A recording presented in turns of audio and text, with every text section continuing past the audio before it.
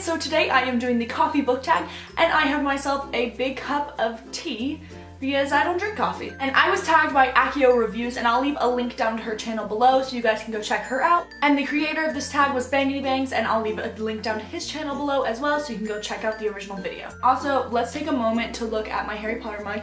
It's the Marauders map and then it says, "I solemnly swear I'm up to no good" on the back, and it's like raised and stuff and has little footprints and little notes and stuff, and it's just awesome.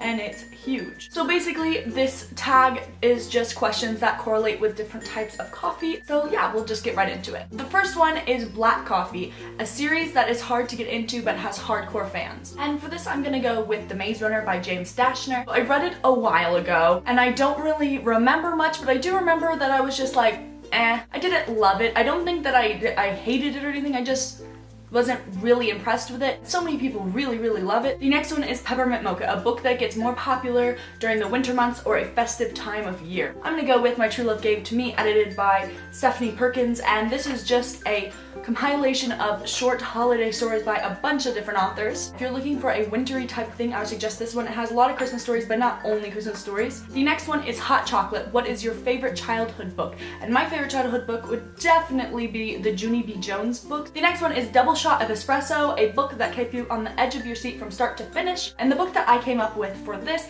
is Forbidden by Tabitha Suzuma.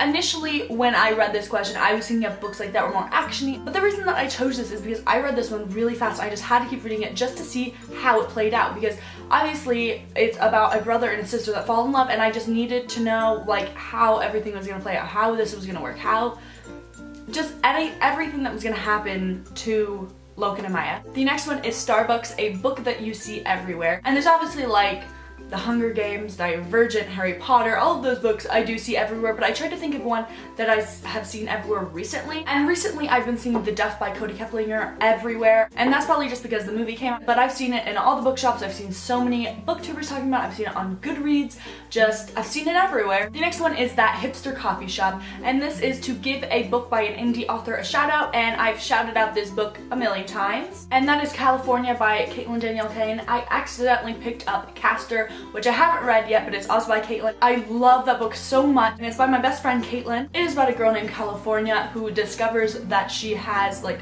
magic powers kind of, and it's pretty much just about like her going through that and discovering her powers. And she was like living life at like a boarding school. When she discovered her powers, she packed up and she moved home because she didn't want to cause any trouble at that school. She meets a boy, and so then she starts feeling really comfortable at her home because, you know, she has these friends now and this boyfriend and everything. And then something happens, I'm not gonna tell you what, and you're kind of introduced to this new world and everything, and it's just wonderful. And I will leave links down below so that you can see where to buy the book. The next one is Oops, I Accidentally Got Decaf, a book that you were expecting more from. And that would definitely have to be Shatter Me by Tahara Mafi. Everyone is obsessed with this book. So I was like, okay, I have to read this, like everyone loves it, and I was so excited to read it because I was like, yes, I'm gonna find one of my new favorite series and it's gonna be awesome.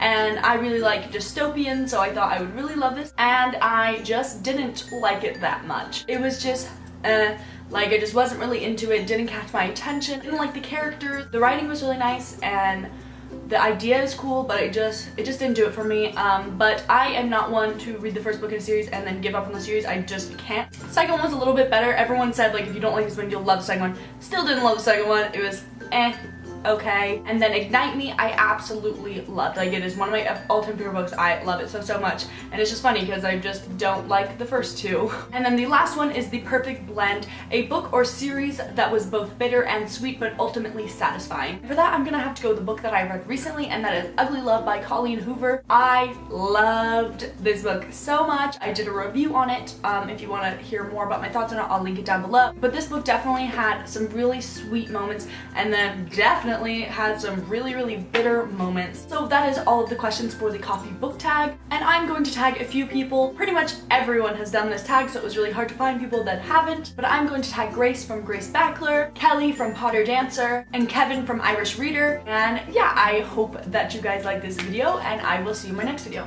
Bye! Book that gets more... A book that kept you on the edge of... A book that kept you... The next one is That Hipster Book. Oh. And for that, I'm gonna go have...